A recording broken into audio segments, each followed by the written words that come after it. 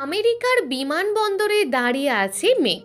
দূরে দাঁড়িয়ে থাকা ব্যক্তির শারীরিক গঠন আর জামা কাপড় দেখে তার বাঙালি মনে হয়। আবিহা হয়তো তাকে রিসিভ করার জন্য এই লোকটিকে পাঠিয়েছে। মেঘ এগিয়ে যায় আগন্তুক মানুষটার কাছে। সে পিছনে ফিরে ফোনে কার সাথে যেন কথা বলছে। মেঘ তার পিছনে গিয়ে দাঁড়ায়, মনের মধ্যে সংকোচ নিয়ে। উল্টো দিকে ঘুরে থাকা ব্যক্তিটিকে উদ্দেশ্য করে বলে, এক্সকিউজ মি, আপনি কি মিস্টার আন? মেঘের কণ্ঠ শুনে পিছনে ঘুরে থাকা ব্যক্তিটি ফোনে কথা বলা থামিয়ে দেয়। ফোনে কথা বলা বন্ধ করে মেঘের দিকে ঘুরে তাকায়। মেঘ তার সামনে থাকা ব্যক্তির মুখ দেখে কিছু সময় তাকিয়ে থাকে। মেঘের এমন তাকিয়ে দেখা দেখে সামনে থাকা ব্যক্তিটি বুঝতে পারে মেঘ তাকে চিনতে পারেনি। লোকটা তার মুখে মিষ্টি হাসি বজায় রেখে বলে, হাই মেঘ, আমি কারান, আবিহার হবু বর। আবিহার কথা শোনা মাত্রই মেঘের সমস্ত দুশ্চিন্তা দূর হয়ে যায়। তার মানে আবিহার হবু বরকে মেঘকে রিসিভ করার জন্য পাঠিয়েছে আবিহা। মেঘ তার মুখে মিষ্টি হাসি বজায় রেখে বলে, কারান ভাইয়া, আপনি? কারান প্রথমে হাই বলেছিল, কিন্তু মেঘ তাকে সালাম দিয়েছে দেখে সে তার উত্তর দেয়। মেঘের মনে পড়ে আবিহা বলেছিল আন নামে কেউ একজন তাকে রিসিভ করবে, কিন্তু উনি তার নাম কারান বলছে কেন?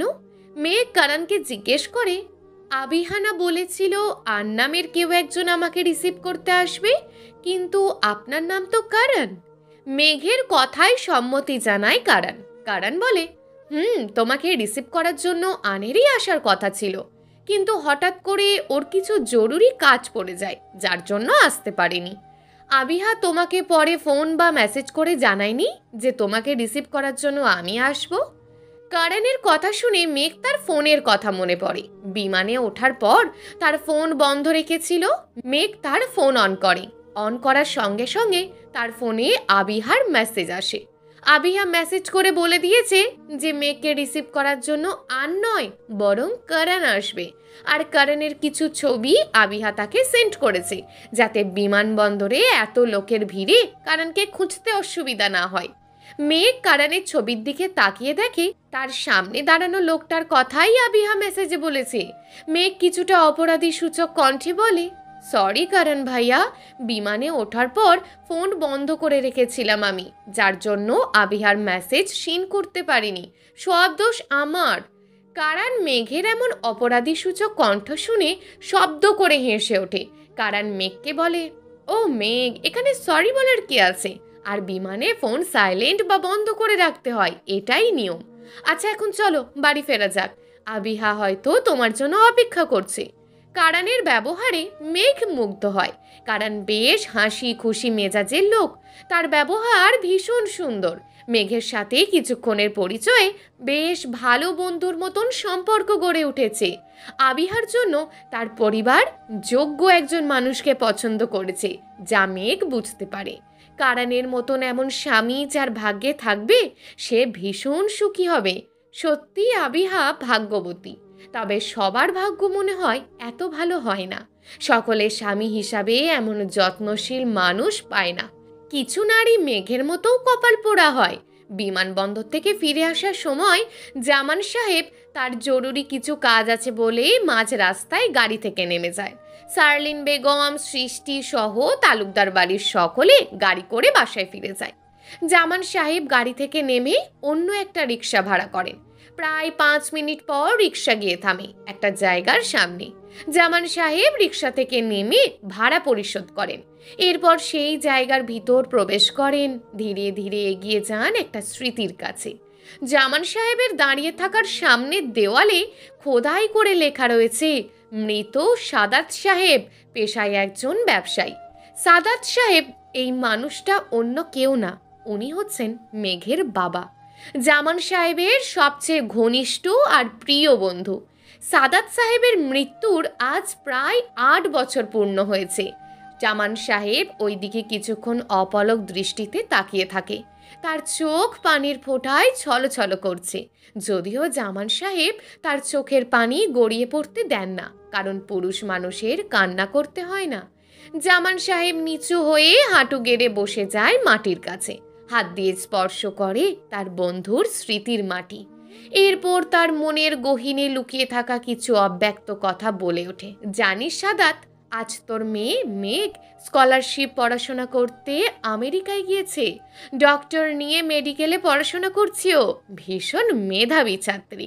মেডিকেল কলেজের শত ছাত্রছাত্রীর মধ্যে তোর মেয়ে সবার প্রথম হয়েছে।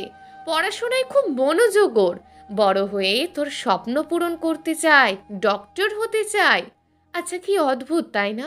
তোর সেই 14 বছরের বাচ্চা ছোট্ট মেঘ আজ কত বড় হয়ে গেছে। ওর বর্তমানে 22 বছর বয়স। কত তাড়াতাড়ি দিন আর বছর অতিক্রম হয়ে যায়, তাই না? জামান সাহেব আরও বলে ওঠেন, মেঘের বয়স যখন 14 বছর, তখন ওর সাথে দেখা হয় আমার ওর চাচির বাসায়। আমায় দেখে তার চাচির পিছনে লুকিয়ে পড়েছিল। প্রথম দেখেছিল তাই চিনতে পারেনি। আমি যখন ওর ভীতু আর ভয়ার্ত চেহারা দেখেছি, ভীষণ মায়া কাজ করেছিল ওর প্রতি, যার জন্য ওকে আমার বাড়িতে নিয়ে আসি। তবে আদ্রিয়ানের সাথে ওর বিয়ে আমি কখনো দিতে চাইনি, কিন্তু তখন পুলিশ আর ওর চাচির নোংরা ষড়যন্ত্রের কারণে বাধ্য হয়েছিলাম। তবে এই ভুলটা করে মেঘের জীবন আমি ধ্বংস করে দিয়েছি। আদ্রিয়ানকে মেঘ কখনো দেখেনি, তবু ওর প্রতি মেঘের মনে ভালোবাসা জন্ম নিয়েছে।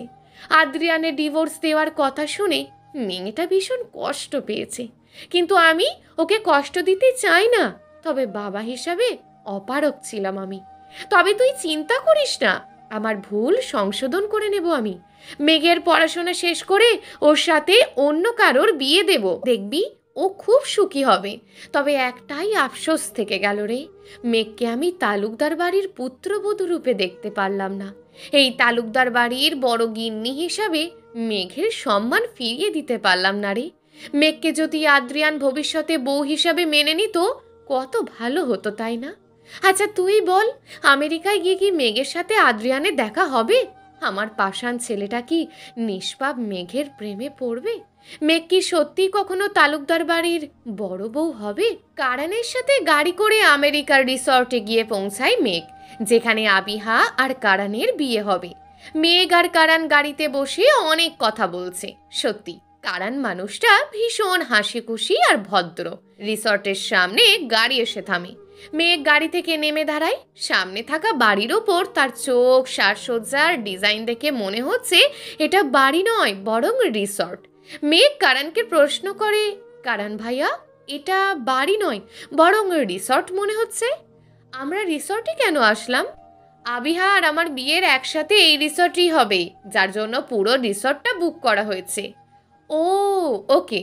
মেঘ আর কারান আর কথা বাড়ায় না, তারা রিসর্টের ভিতর চলে যায়। বাহির থেকে রিসোর্টটা যতটা সুন্দর মনে হচ্ছে, ভিতর থেকে তা আরো বেশি সুন্দর।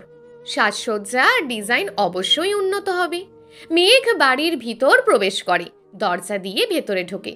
আবিহা সিঁড়ি দিয়ে তাড়াতাড়ি নিচে নেমে আসে। সে ছুটে এসে মেঘকে জড়িয়ে ধরে। মেঘও এতদিন পর তার বন্ধুকে দেখে আবেগপ্রবণ হয়ে যায়, তাই আবিহাকে জড়িয়ে ধরে। আবিহা বলে ওঠে, মেঘ, তুই জানিস তোকে আমি কত মিস করেছি। আমেরিকা চলে আসার পর তোর কথা সব সময় মনে পড়তো। I miss you my best two.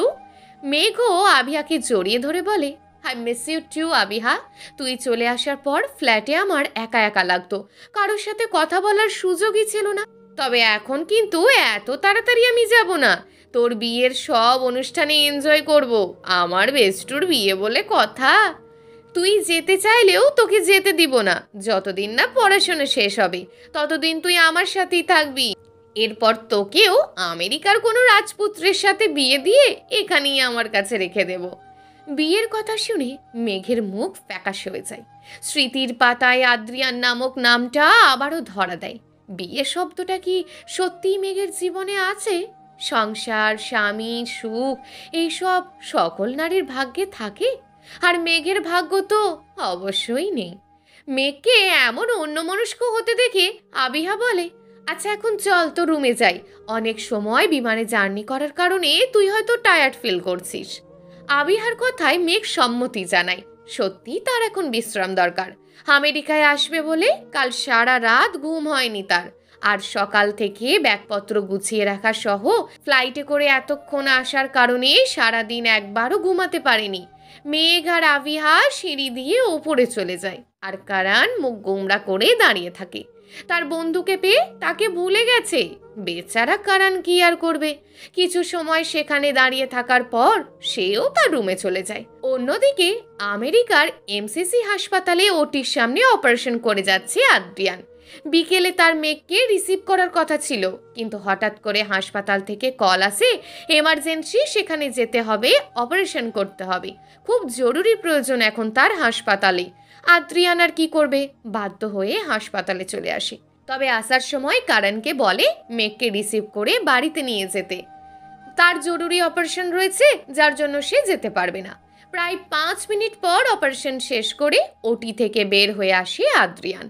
এরপর কিছু সময় বিশ্রাম নেওয়ার জন্য তার কেবিনে চলে যায়। কেবিনের দরজা খুলে ভিতরে প্রবেশ করে আদ্রিয়ান। তার সাথে কিছু জুনিয়র ডক্টর ছিল। তাদের সকলকে কেবিনে গিয়ে বিশ্রাম নিতে বলে আদ্রিয়ান। আদ্রিয়ান তার গায়ে পরিহিত অ্যাপ্রন আর হাতে থাকা সেফটি গ্লাভস খুলে ফেলে। আদ্রিয়ান যখন তার গায়ে টি শার্ট খুলতে যাবে তখনই পিছন থেকে তাকে কেউ একজন শক্ত করে জড়িয়ে ধরে।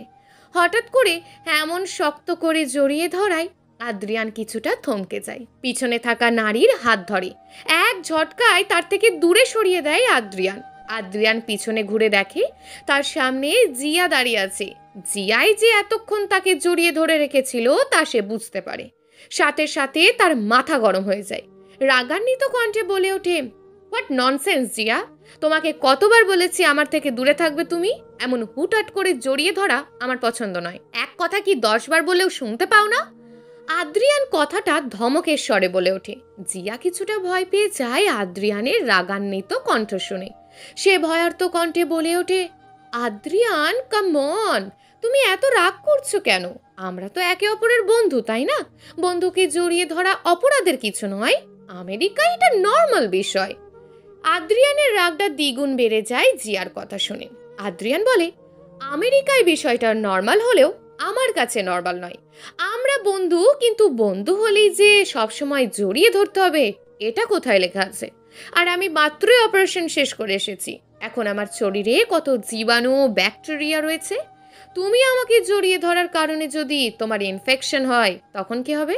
আদ্রিয়ানের কথা শুনে জিয়া বেহায়ার মতন বলে ওঠে, তোমার কি আমাকে নিয়ে টেনশন হচ্ছে Adrian? Just shut up Zia, doctor হই আমি। সকলের শরীর স্বাস্থ্যর বিষয়ে খেয়াল রাখতে হয় আমাকে। আজ তুমি ছাড়া যদি অন্য কোনো মানুষ আমার কাছে আসতো তাকেও এই কথাই বলতাম। আদ্রিয়ানের এমন স্পষ্ট জবাব শুনে জিয়ার মুখ চুপসে যায়। জিয়া কথা ঘোরানোর চেষ্টা করে বলে, আদ্রিয়ান তুমি রাগ করছো কেন? আচ্ছা এসব বাদ দাও, চলো নিচে ক্যান্টিনে যাই, ভীষণ ক্ষুধা লাগছে আমার, একসাথে খাবার খেয়ে আসি। জিয়ার কথার উত্তর আদ্রিয়ান ছোট্ট করে জবাব দেয়, আমার ক্ষুধা লাগছে না জিয়া, আর এখন বিকাল, বিকালে কিছু খাওয়া আমার অভ্যেস নেই। তোমার ক্ষুধা লাগলে একা গিয়ে খেয়ে আসো। জিয়াকে আর কথা বলার সুযোগ দেয় না আদ্রিয়ান। টেবিলের ওপর থেকে অ্যাপ্রন নিয়ে বড় বড় পা ফেলে রুম থেকে বের হয়ে যায়। জিয়া রাগে দাঁত কটমট করে সেখানে দাঁড়িয়ে থাকে। বিকেল 5টায় রিসর্টের বরাদ্দকৃত এক রুমে বসে আছে মেঘ। সারাদিন জার্নি করার পর তার শরীর ভীষণ ক্লান্ত ছিল, যার জন্য সে এতক্ষণ ঘুমিয়েছিল। তবে খুব বেশি ঘুম হয়নি, এই 1 থেকে 1.5 ঘন্টা ঘুমিয়েছে। মেঘ বিছানা ছেড়ে উঠে দাঁড়ায়। ওয়াশরুম থেকে সামান্য ফ্রেশ হয়ে বাহিরে বের হয়ে আসে। আবিহার শ্বশুর বাড়ির কারোর সাথে তার পরিচয় বা দেখা হয়নি। তারা যেহেতু একই রিসর্টে থাকবে তাহলে দেখা অবশ্যই হবে।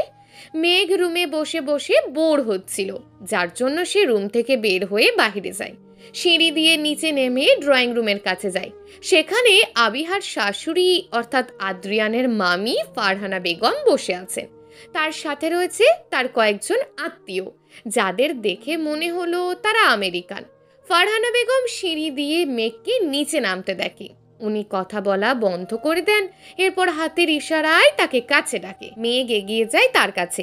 ফারহানা বেগম বলে, তুমি মেঘ তাই না? আবিহার বন্ধু, দেশ থেকে এখানে পড়াশোনা করতে এসেছো?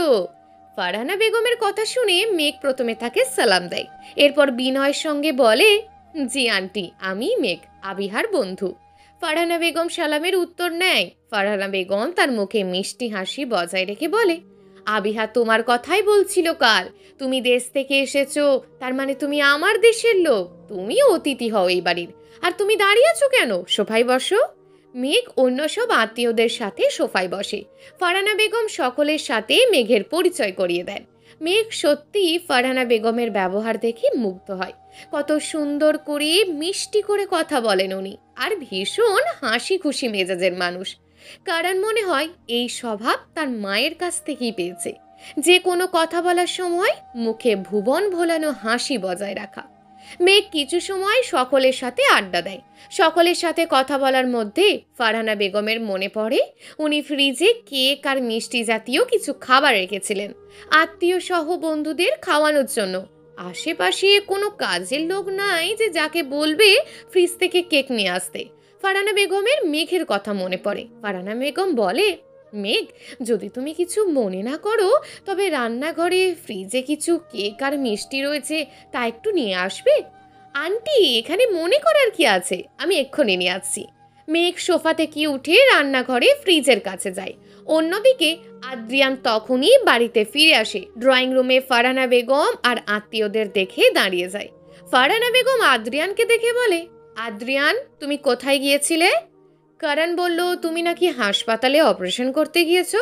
তোমাকে না বলেছি যতদিন না বিয়ে শেষ হবে ততদিন তুমি ছুটি নেবে? ফারহানা বেগমের কথা শুনে আদ্রিয়ান বলে ওঠে, সরি মামি, কিন্তু অপারেশনটা খুব জরুরি ছিল। বাট এখন আর এই ভুল হবে না। করণের বিয়ে শেষ না হওয়া অবধি আমি আর কোথাও যাব না। মনে থাকে যেন। আচ্ছা, এখন রুমে যাও। সারাদিন হাসপাতাল থেকে শরীর ক্লান্ত লাগছে নিশ্চয়ই। আমি কাজের লোককে দিয়ে তোমার রুমে খাবার পাঠিয়ে দেব। না মামি, এখন আর কিছু খাবো না, ভীষণ ঘুম পেয়েছে, একটু ঘুমাবো আমি। আচ্ছা ঠিক আছে, রুমে গিয়ে রেস্ট নাও, কিন্তু ল্যাপটপ নিয়ে কাজ করতে বসে যেও না আবার। অবশ্যই, বাই। আদ্রিয়ান কথাটা বলে সিঁড়ি দিয়ে ওপরে চলে যায়। ড্রয়িং রুম থেকে রান্নাঘরের দূরত্ব বেশ অনেকটা, তাই মেঘ আদ্রিয়ানের কথা শুনতে পায় না। ফ্রিজের থেকে কেক মিষ্টি বের করে নিয়ে আসে মেঘ। এরপর সকলে মিলে একসাথে আড্ডা দেয়। বিদেশের মানুষদের সাথে কথা বলতে মেঘ বোর ফিল করে না, বরং সে নতুন মানুষদের সাথে পরিচয় হয়ে তার ভালোই লাগে। রাত প্রায় 9টা। আবিহা তার রুমে বসে আছে। বিয়ের সমস্ত জিনিসপত্র আলমারিতে গুছিয়ে রাখছে। কালকে তার আর কারণের মেহেন্দি অনুষ্ঠান। আবিহার কাজ করার মধ্যে হঠাৎ করে তার কাজিনের দল রুমের ভিতর প্রবেশ করে। আবিহা সকলকে একসাথে তার রুমে আসতে দেখে অবাক হয়ে বলে, কি ব্যাপার, তোরা সকলে একসাথে হঠাৎ আমার রুমে কেন এসেছিস? কাজিনরা সকলে বায়নার সুরে বলে ওঠে, আপু, কাল কি তোমার আর করণ ভাইয়ের এঙ্গেজমেন্ট হবে না? শুধু কি মেহেন্দি অনুষ্ঠান হবে? কাল করণ আর আবিহার মেহেন্দি অনুষ্ঠান হওয়ার কথা ছিল, কিন্তু ফারহানা বেগম নিষেধ করে দেন, কারণ করণের বাবা নির্ঝর সাহেব ব্যবসার কাজে কয়েকদিনের মধ্যেই বিদেশে চলে যাবেন। কাজটা খুব জরুরি, তাই বিয়ের অনুষ্ঠান সব তাড়াতাড়ি শেষ করতে চান উনি। আর আবিহাকে যখন তারা পাত্রী হিসাবে দেখতে গিয়েছিল, তখনই ফারহানা বেগম আবিহার আঙুলে আংটি পরিয়ে দেন। তাই এখন আর নতুন করে এঙ্গেজমেন্ট করার প্রয়োজন নেই। আবিহা বলে, না, কাল এঙ্গেজমেন্ট হবে না, শুধু মেহেন্দি অনুষ্ঠানই হবে। তাছাড়া মা আমাকে পাত্রী দেখার দিন আংটি পরিয়ে দিয়েছিল, এখন আবার এঙ্গেজমেন্ট করার কি দরকার? কাজিনরা সকলে জবাব দেয়, কিন্তু আপু, সেটা তো ফারহানা আন্টি আংটি পরিয়ে দিয়েছিল তোমাকে, করণ ভাইয়া তো দেয়নি। আমরা চাই করণ ভাই তোমাকে প্রপোজ করুক, তোমার হাতে ভালোবেসে আংটি পরা। না, এখন এটা সম্ভব নয়। মা যখন নিষেধ করেছে, এখন আর এটা সম্ভব নয়। আবিহার কোনো কথা তারা কাজিনরা শোনে না। তারা তাকে জোর করতে থাকে যেন করণ আর তার এঙ্গেজমেন্ট হয়। করণ যেন তাকে আংটি পরিয়ে দিয়ে ভালোবাসার কথা বলে। প্রায় 1 ঘন্টা পর আবিহা রাজি হয়। কাজিনরা সকলে মিলে একটা পরিকল্পনা করে। আবিহা প্রথমে রাজি হয় না, পরে সকলে তাকে বাধ্য করে।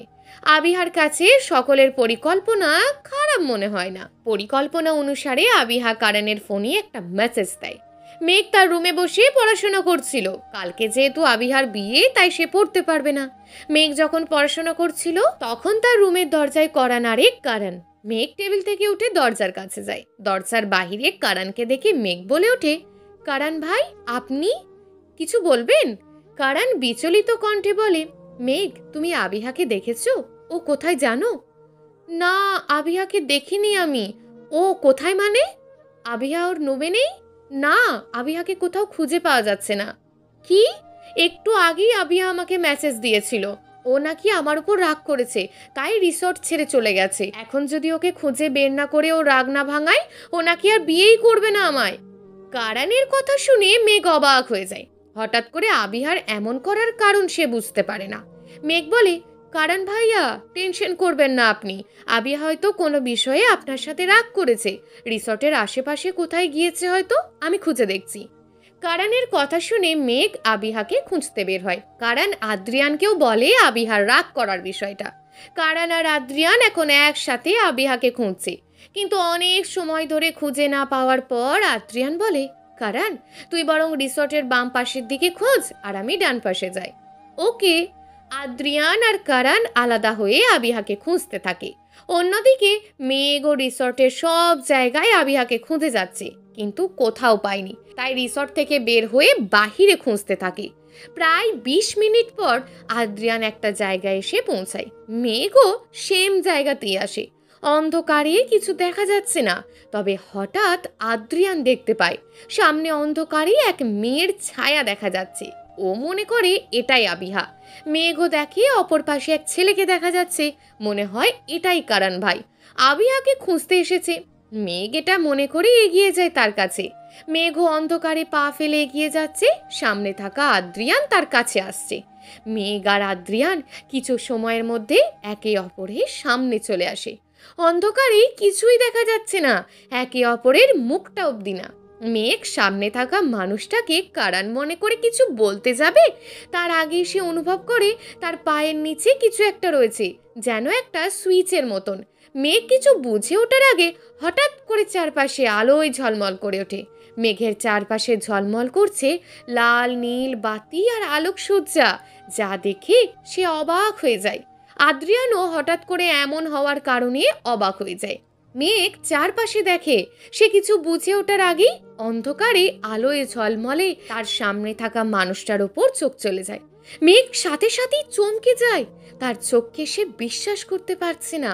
মেঘ শুধু তার অস্পষ্ট কণ্ঠে বলে ওঠে, আদ্রিয়ান রেদোয়ান।